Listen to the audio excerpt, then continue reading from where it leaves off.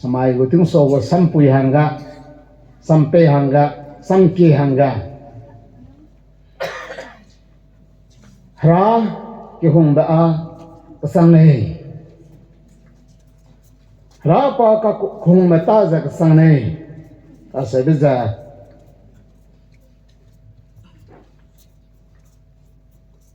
nei go me ta te za na nang I apropte lo dawai ra lo se bi za inarang nei le hra pa kang gya mana ko hung ma kasang nei se bi za pasun no midai no mo pidai pagu ba sam na ma panan dam ba natural ka ting nai mi pui ke gi ting kai na do ina rang ma pe do rang de le cha harana ka chang nai pa ko hum za se be za no le ne do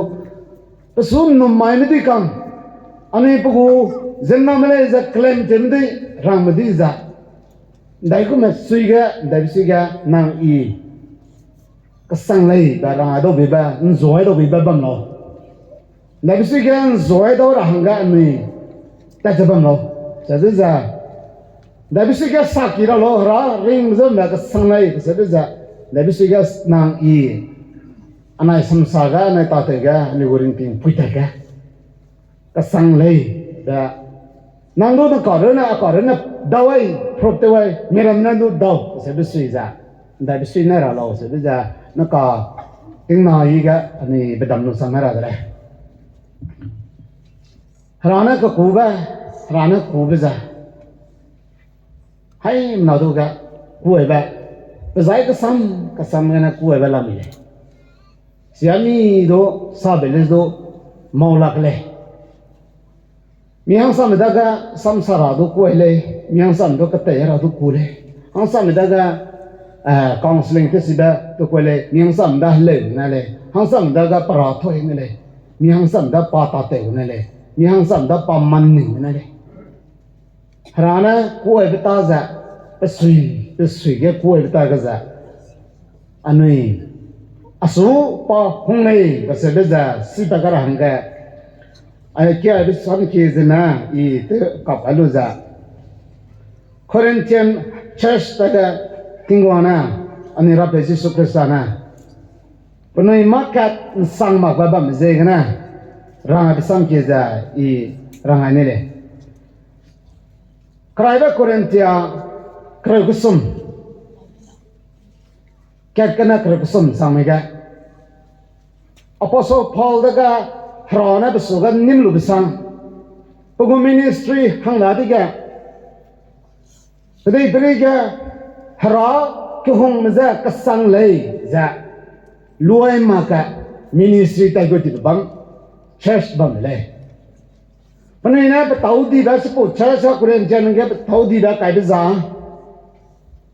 samsa si bu ba new tongue prophecy gum ba hakwa samba sa ba zai zema coming sing ba zemana gu kohong ba apura meza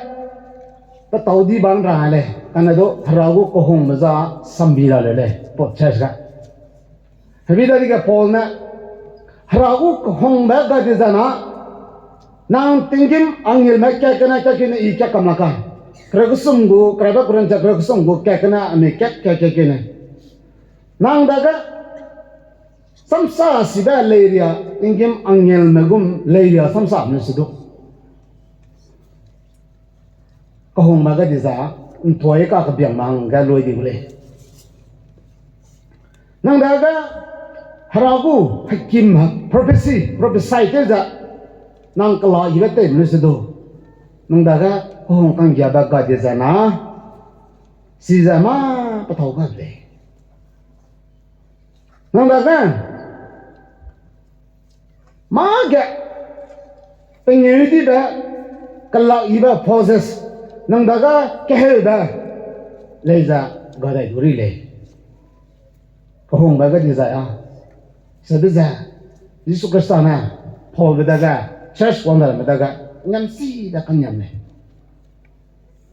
Apostle Paul na ramro ma ga ti bang church ra daga penigu moto penigu tim penigu main focus hara kyang na ma be bang be sum dia kang gya bre ko hong le plama peni krista kang gya da peni lu tawai ren di bi de sepo kang gya da ga da hara kyang na ches ramiga wang dra da ngau lu de ga aja kang nyam le lu yi pe hang yi pe ba me pe mandam si pe ta te si pe ramidega samsa si ka ole de si ko da focus ta kam di da diga tingwang psi ma pa hara kyang na za koran chen hara kyang na du le pana what love does say pana rangai ni bisa nang ni daga temper ka le bam ko je na tingwang kang ya ba nang ni lu to ma pe le nang ni ku church ka division ne da ba sa ma rob le da sam ta le la ra pe kya na to sa ne le ra ra pa te de je kana i apollos kya le i zang kya le i kai pas pe kya le te shi ba nya na pe ke sabru o me da ga nang ne sipu go zai won di da ko sam te je na hara ke hung ba lu to ma pe di na parang ko nang ne sui za nang ne da ga bam za ga ke di go le pa hlinga krista ko hung ba te le ba za nang ne lu to ma pre da da ga ko hung ko se le si ba ko hung ko lo kang gya ba ko hung ko lo ka si ba ko hung ko lo ging si le si ba me ne ma ba ko hung ko lo pero na bhang ga tun ze ma ko pero na yang ze le se da ma ma ko ai por ameza ko hung me dai pana se de lo ga kren cha ma ra kana ga no ni ko ma kan sang ma ko la le the second love never fail kang ja ba ma dum tam ki ma le fail te ma le do la pa wang sang pa ga le but where there are prophecy they will cease kalora ma le ko ra ma za sau di ko le where knowledge is they will be passed away zimna coming sing ba sing mo ba ka se ma ra ma za dai dai di ko le squeaker 4 we know in part and we prophecy in part ani sile peting ka kanga haragu ka kasang ba ntui kan ruiba huang ma ploga ani kala te le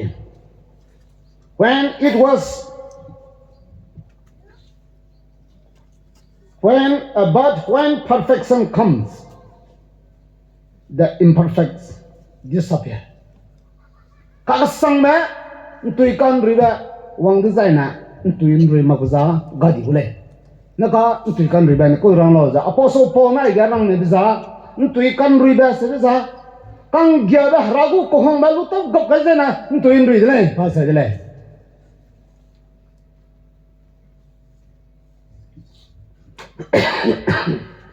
kare kusum ga ilama kare kusum ga panara besang keza and now these three remain nakana kasum peki sopa taudi ba kasum sakala moi faith kanada hope kaguida and love that kohonga but the greatest of this is love pom dik sum roga ang gyala kohonga le ai na di tu bele ai za nong du ko sama pe ga church kan sama pe ga nong su samari dei wang samari dei kasih dei apostle paul na rang besam ke za ai ga khom lam ga rang dei ina nama rang ai ni za ndai ko ma tak te za ani rap te pa ko hong da te pu ye lo se be si ga pa kang gya ba old testament ga kang gya ba lu tom dui hindi sai si za rom srogo kai ka sum hindi sai si za na hamui ya na ka sai le ni le hang ya melu to mam dia nak sai bele ko dele ling sing sal jana hra cross kan se biza arap bele za lu to mam dia nak sai bele sipo hiya nak sai bele lamana ko hong belu to mak be je na pa moi te da sui I moi te da sui sipo moi hiya nak sai bele but the gift of God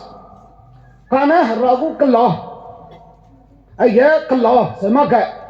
the gift of love ini ragu ko hong ba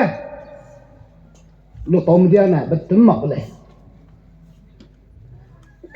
rada kana wang ba pu ko hong ma za betul mak le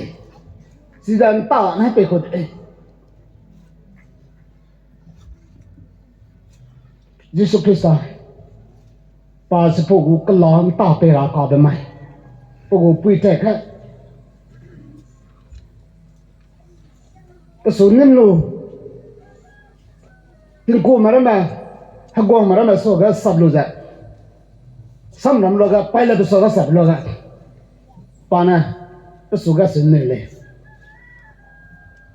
ma tai kai sin na go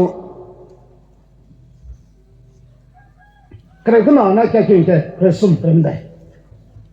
siapa maka te vela mile ani so kang dia bezena when he was accused by the chief priests and the elders he gave no answer he go singmara ma reze te mara ma singmara ma na to suga makan ne dele accused ndumma dele sawa dele nang mo ko me mo si daga na hindi pe ba nang pe na hindi pe ba nang pong ma ka me na ka nang suga nirama na nang suga nang go testimony rama na na sa ja ka dile na ka pong bi nei then the Pilate asked him don't you hear the testimony they are bringing against you na si mama Zemarana nang sapa ka di brama nang tuy di brama sen berhenti dah pulang git mila na ramai saban mai rebam raledu rebam ma na kan si bikira na ung kelelu hamoi ma Nicodeman dimazaga zakai zaga da umpau tati na kan si kolelu kapom sa tebe puido ka daw tati na pili yang ka sambram na wong mi dele nang ka khai du lo ane se bla but Jesus made no reply kremendai ga even to single chairs something to ka khai ma pe ga to the great emergence of the governor kala de pe la ni dong la ta re ogo ko hong ma ai ka dele Paul not Ramza Corinthian around that love is patient. Kung maza rena suri sibile daga pa rei ni di dapo siya. Samje kit tu kakay mapaza ragu ko hong madale. Pati beriga mi ziwang lang ba? Naramat samsak lulyo bang garat pak ala. Nakasabi no alo tati bisa mi ziwang lang Ani leader mahanga muza sa ne rung ama repa ka bisa mizi wang lang le leader mahanga wa ne azama to sini aza ke hu ma tame la blowe baby loge habe de mizi wang lang dige so kana posna Timothy ma Corinthian ramda sida pe thau me Samkit kadu sapa kama prediga so samra ma sabom deza ning tolak di dele the great image see some point ma ko ada ning tolak nti dapat le haragu hong za zamna periga samra ka bloga takya wong bloga sapa kai le mena pui min zai kui ne bida pui mi te si pe te na pui pa lo ta le si na Paul na Corinthian na rong da no me por na sa nei ta sa da rong nei ta rong da ga nei ja agu ko hong la lo za ko ha ri na ne de ni ti wong ko hong ba sa le se ba ko si ga pro te la lo da wa si la lo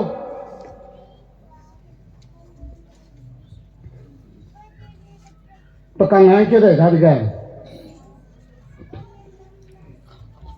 ni pe hong ka tu nin le pe zi Barabbas is solo be the notorious prisoner pak sabat te ko mai ni pinan ki mana kong sai mo ko le ta ga samke tok tok pa ma za underground ziramang thak pa za ko le ke la me ajang do notorious be za magam mag pa te ko mo ko di te ko ajang pe du ni mo lo ga Panai do ni mong lo da kan sam dak pa lo ga Barabbas da ga di para me Jesu di para lo sabdam Palama suga Barabbas da nu kana me da pa mau te bizna suga ni mo ga di bang kana Jesu da ga sepuluh na te wang bang sepuluh ga penui okay thank you samdam bang kalilyo wang lo ga nang tinggi melawang kita harana ni mau ni bulaga yes you say so nang na rang mui dah nang herang pa mui ni sila ko ya dah tinggi melawang kita na me na sun ni bisa ya le adang nala ni Barabbas lamui ai gaji sulamui saburi pakas hai sab piri se sab mauke se Bebloga Yesus do crucified lo hai na ba pe Barabbas daga te sakra ki ma pasin nang ma ba meja kesya kedai berika sialang pe mau pumete daga pallu na ranga pogo ko hong meja bam jat ndu ta te da te pakra hang je kana panne makan to ba me Nasi mama po pedogan ni mai di mai besuang ka ni ban ko case na nim se da charge ra do isang ko le rakya nam do ai da te maranga kan mama pe pedogo harana ani suga kakte te ka zaida te makle pan ning ma ban ja ning tau la pa di le ko hong mata kya ka ne ma bu ka te le ne ma pa be ja ni sum po ma ka ni gum da ban ra ma le Napa gurai paguka kesang beda pasal lak di baza kesekai gina di baza si johong tak deh larang deh pa lu tahu deh susam dah mawang dah tiga Barabbas daga nang patelo sui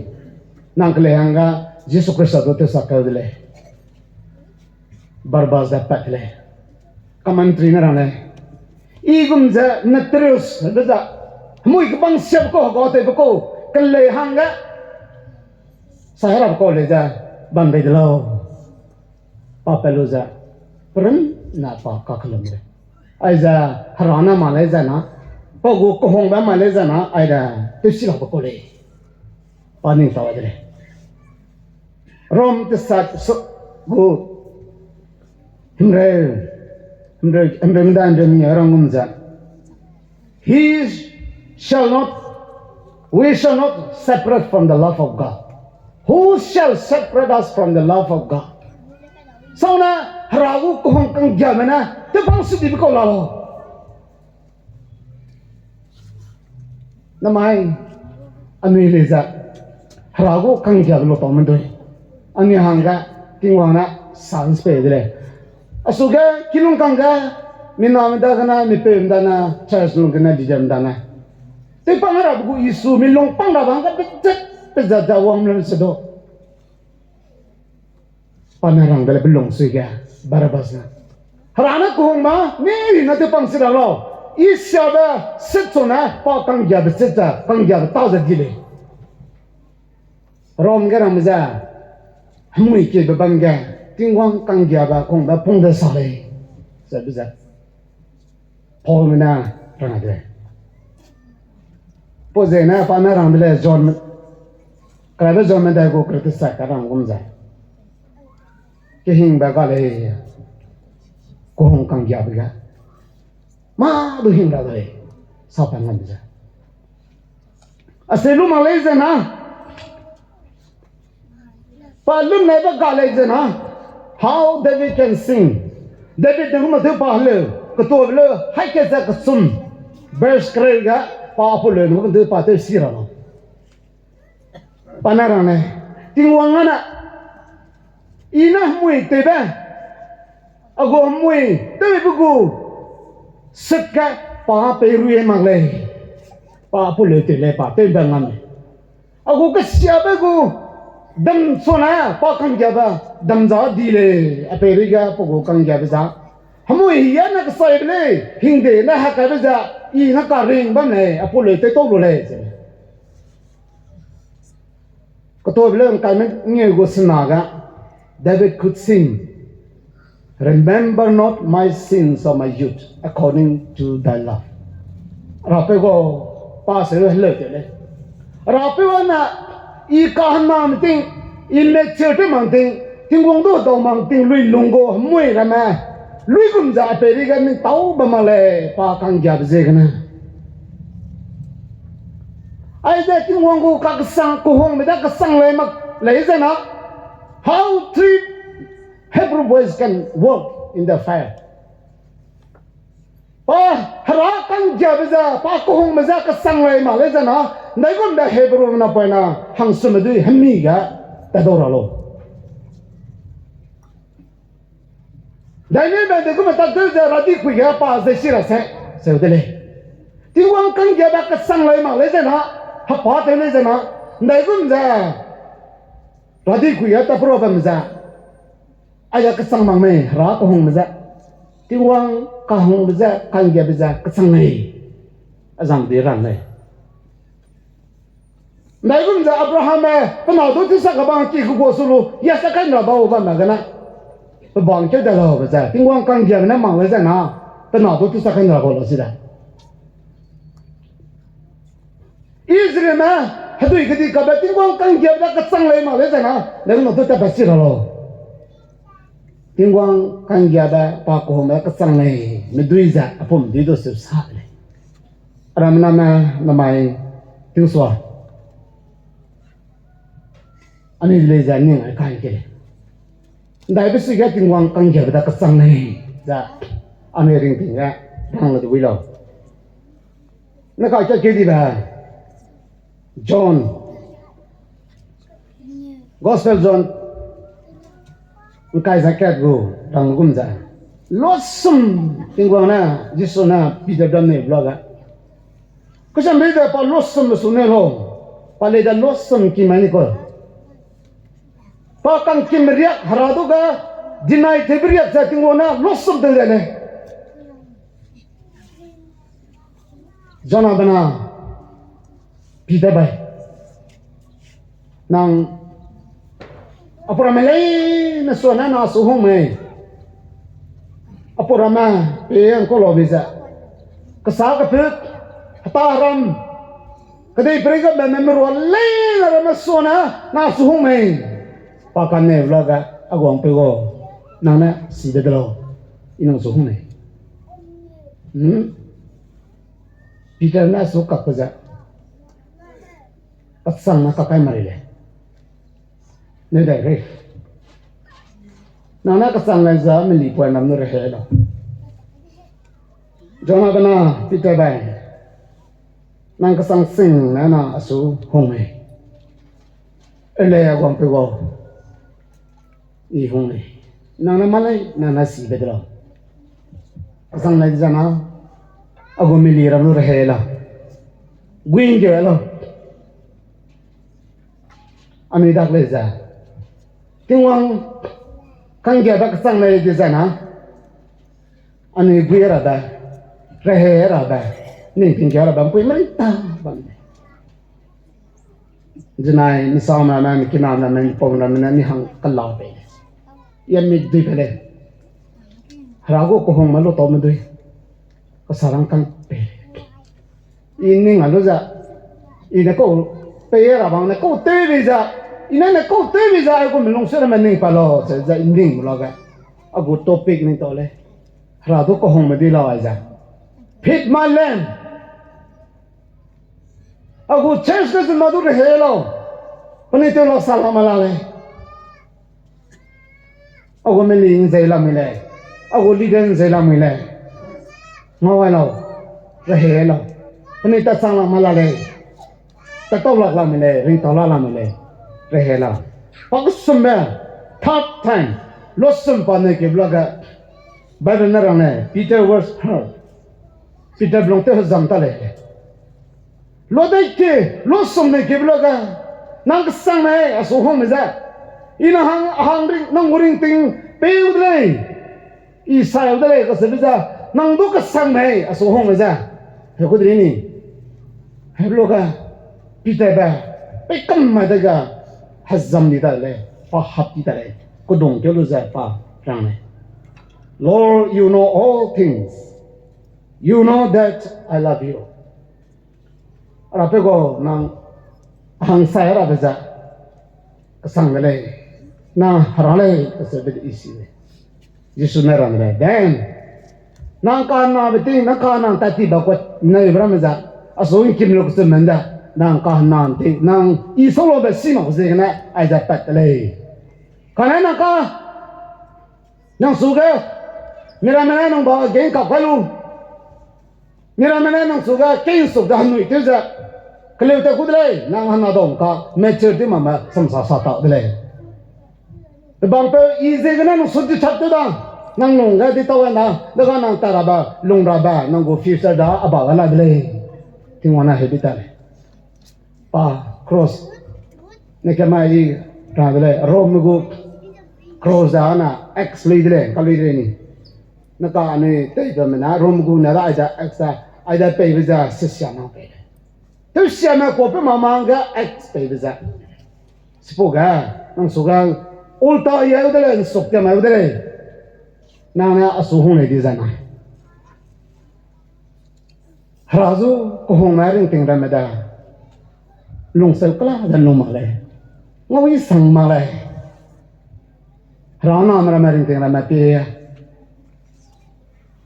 punya kisah lu tele. Puni nona solo tele, puni tonton solo tele.